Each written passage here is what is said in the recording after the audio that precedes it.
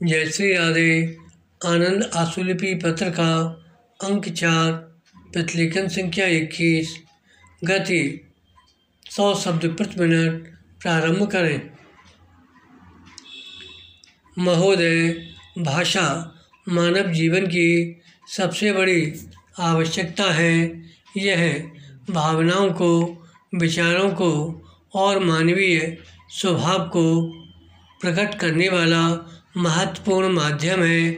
इसलिए भाषा हर व्यक्ति के जीवन में महत्वपूर्ण भूमिका निभाती है, चाहे वह क्षेत्र धार्मिक हो, सांस्कृतिक हो, चाहे राजनीतिक हो।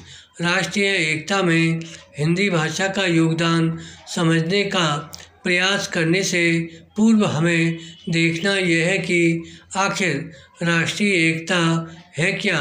हर व्यक्ति के हृदय में देश की उन्नति की भावना होना, अलग अलग प्रांतों को जोड़े रखना और राष्ट्रीयता के आदर्शों का पालन करना ही राष्ट्रीय एकता है।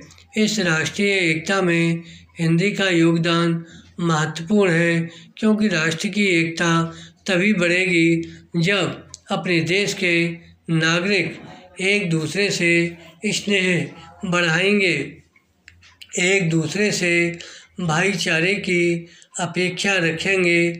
इसलिए हर व्यक्ति को अपनी भावनाओं को व्यक्त करना जरूरी है और सिर्फ हिंदी भाषा ही इस ज़रूरत को पूरा कर सकती है, क्योंकि हिंदी आम जनता की भाषा है। अपने देश के नागरिक इसे सरलता से बोल सकते हैं। इस भाषा की सरलता जानकर अपने देश के नेताओं ने इसे राष्ट्रभाषा बनाने का निर्णय लिया।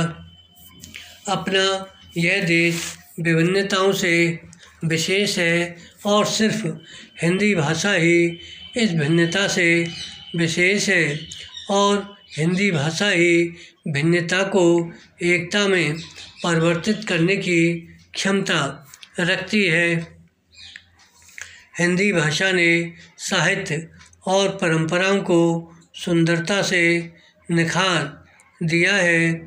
इसके सहयोग से ही अनजान परंपरा और अद्वितीय साहित्य का प्रामाणिक दर्शन कर सकते हैं। साहित्यिक क्षेत्र में हिंदी भाषा का योगदान एक अमूल्य देन है और इस देन को हमेशा बनाए रखने के लिए इसकी सुरक्षा बहुत ज़रूरी है।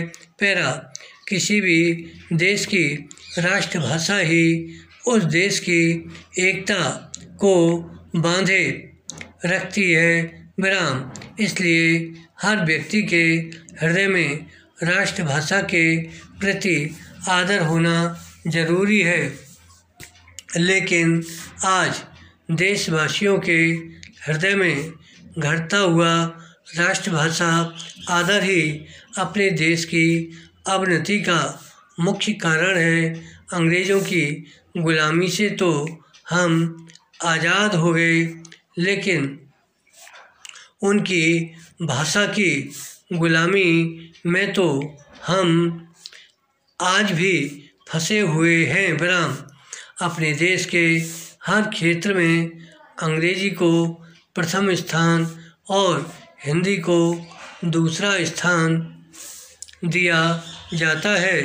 इससे बढ़कर लज्जास्पद बात और क्या हो सकती है कि इस स्थिति को हम बदल नहीं पा रहे हैं। धन्यवाद।